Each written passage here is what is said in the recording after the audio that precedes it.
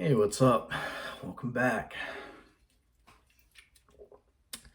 This is Derek, and I'm doing another little late night one where I started to kind of get to sleep, and then my mind was racing. And, a lot of times I use that time to write, but lately I've found that actually a very unproductive time for me with that sort of creativity, like creativity that I have to feel a very um, personal ownership over because I am in a more vulnerable sort of state than I usually am, and so I don't feel like I make, the strictest logical decisions that make to a well-formed text, like textual objects, but I do get excited about ideas and want to just kind of talk about them. So it's nice to be able to just like flip record on and like kind of just like fly out of my head, and then people are just like if you don't like it, just or if you think it's interesting, man, that's awesome. That's my people. So I had to take a break today from the Gaddis. I'm working on the recognitions, and basically I just had a tough work day, and I didn't get done till super late. It just whatever. I looked over at it and it was too much for me. So I went back to revisit a text, and it's the book I'm going to talk about tonight. Just one book is Studies of Silhouettes by Pierre, translated by Jacob Steffring, and this is from Sublunary Editions. And this is such a cool example of the kind of art that I think is like often missing from the world, and is so unique and rare when you come across it. Like, I love collaboration, and I think that so many times there's no way for writers to feel that they can do that they can collaborate in any way with another writer. So you don't see a lot of collaborative works. Writers kind of think of themselves as having this singular vision.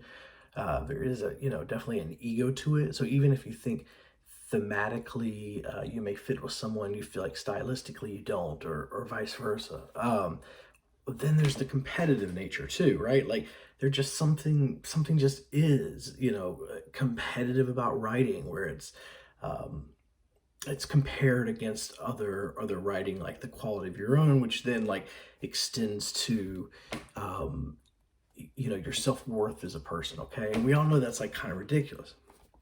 All right, long rambly, but this does such a cool trick in breaking that down, because it is a 3-part collaboration. Well, yeah, so it's basically Kafka leaves behind, I think they're just little lines, right? Yeah, okay, so they're little lines, they're not part of anything, and they're like fragments found in his notebook, whatever. But of course it's Kafka, so there's like obviously a lot of literary value to that, but nothing is like anything, it's not supposed to be anything. I think he just, had a notebook and sat and sort of jotted 2 sentences down. Well, Pierre Senges, the French author, took those, and you'll see in bold, the bold will be Kafka's writing, and then Senges after. So he takes those little fragments, this is a short one, so I'll give you an example. Kafka wrote, "Dreary fields, dreary plain, behind some clouds, the wan green of the moon." Okay, but it goes on. "In front of the clouds, nothing important except the irritable landscaper. He too wan, his forehead like a plain, his heart like a field of beets, his inspiration neither like the clouds, nor like the moon, like the wan green." And yes, I think it is wan, but I have a terrible Southern accent.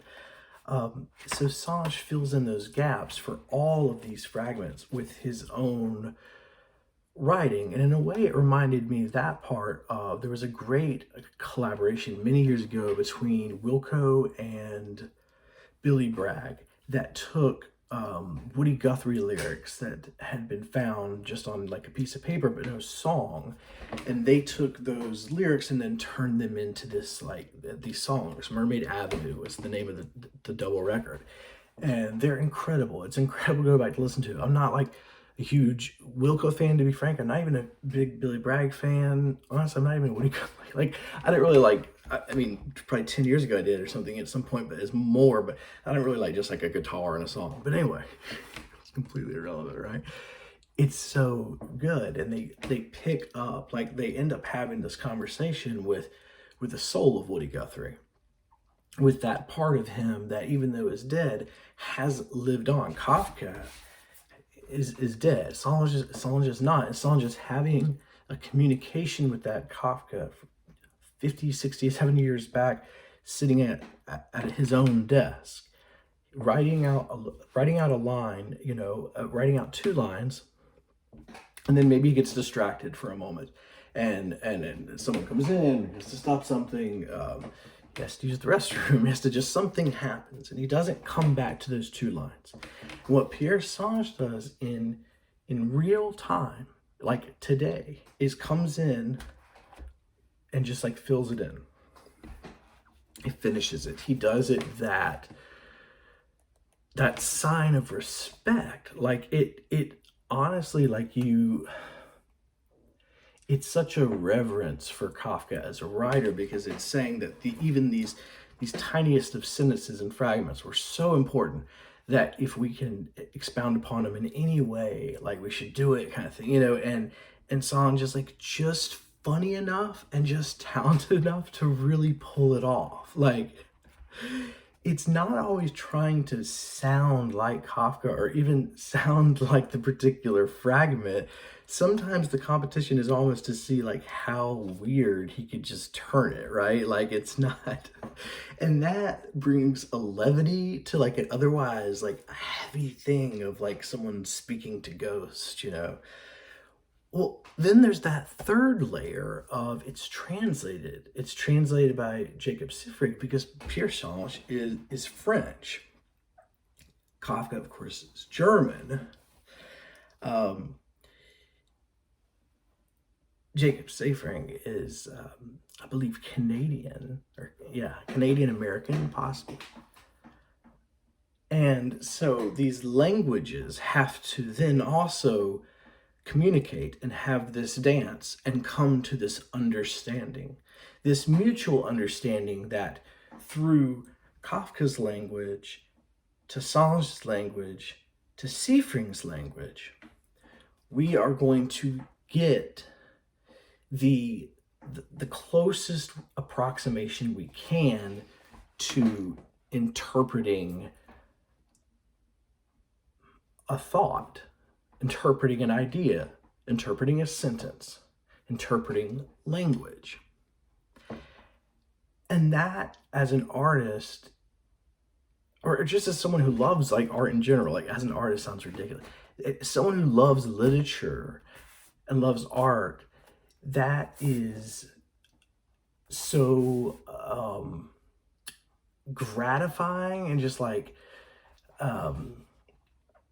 motivational in a way. Like I take it so much. So I was reading around with this tonight, and it's one of those books that you definitely just kind of like leave around somewhere. You don't read this all the way through.